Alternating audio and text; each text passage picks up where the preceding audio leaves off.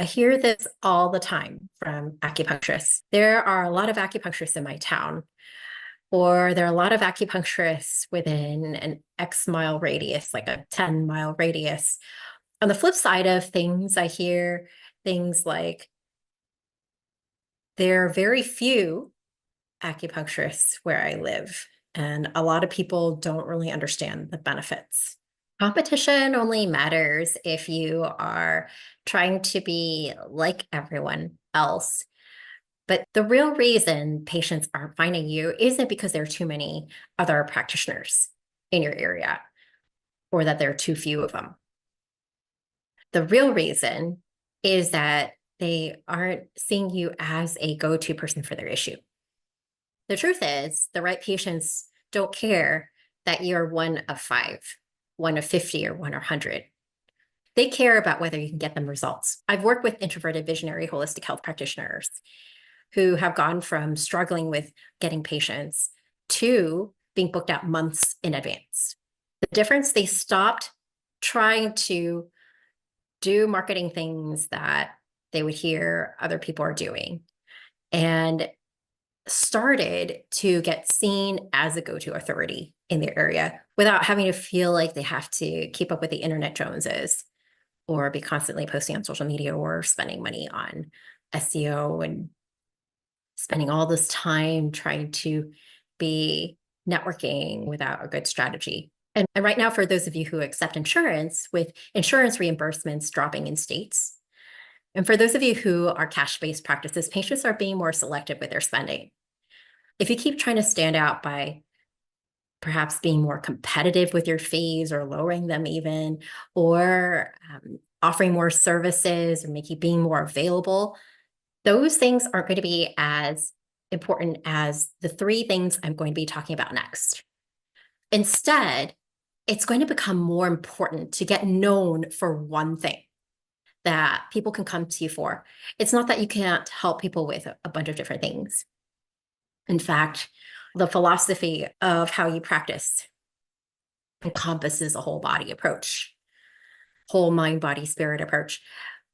But how can we meet people with where they're at with the issues that they're dealing with?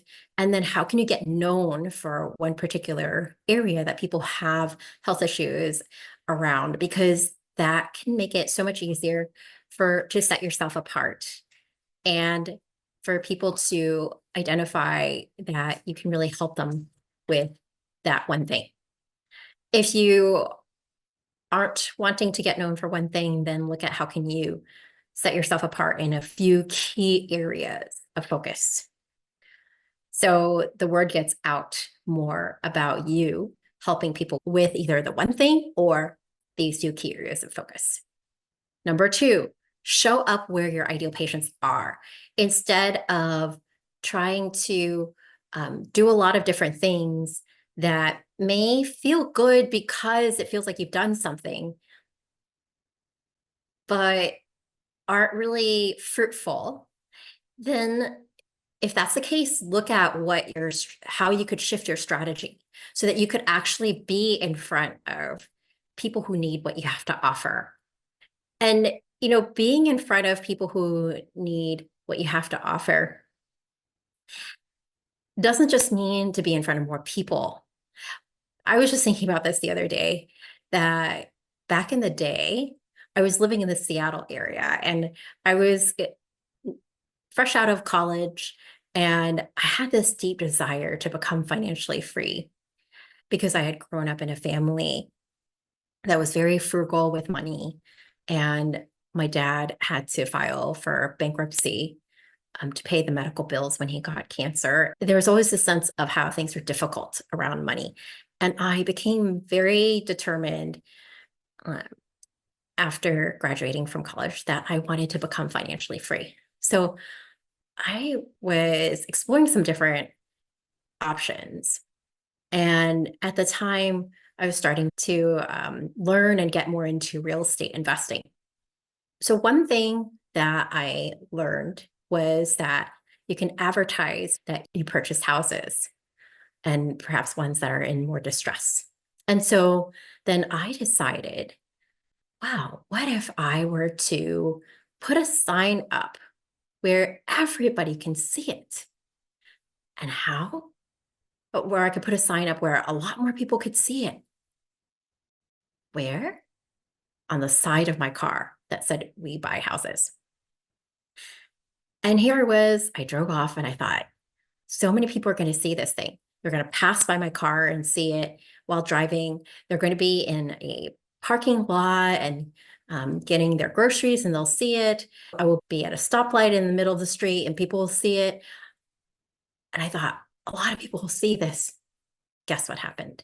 From the time frame I had that magnetic sign on the side of my car, for over at least a year, I had zero, not a nulch calls from anyone interested. And so that is such a great example of how just because you're in front of more people doesn't mean you're in front of the right audience.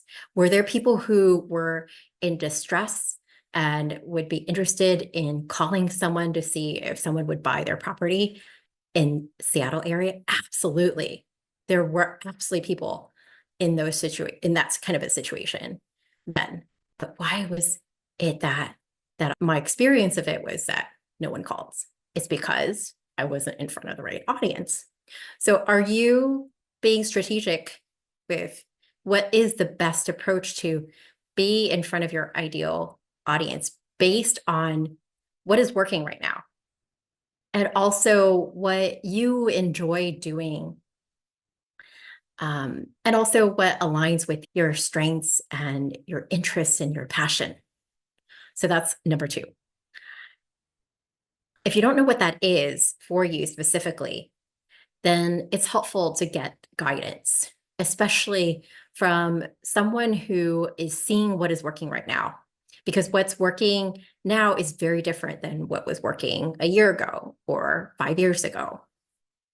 And so if you are having trouble attracting patients now, but you didn't have trouble before, then it's not because that you're not capable. It's not because that you don't have the clinical skills. It's because you haven't aligned yourself with the best strategy that's working best right now, not just what is hyped up, like things like social media. Oh, you've got to be posting more on social media, things like that. Not things like that, because it's not actually the most highest, it's not necessarily the highest impact for your use of type, depending on what stage of practice you're in, right? So then seek guidance from a mentor or someone who is seeing inside the windows of many practices and what's working and what's not. I mean, when our clients work with us, that's one of the things that they really appreciate about the insights that we give them and the direction to steer them in that becomes more fruitful. The third thing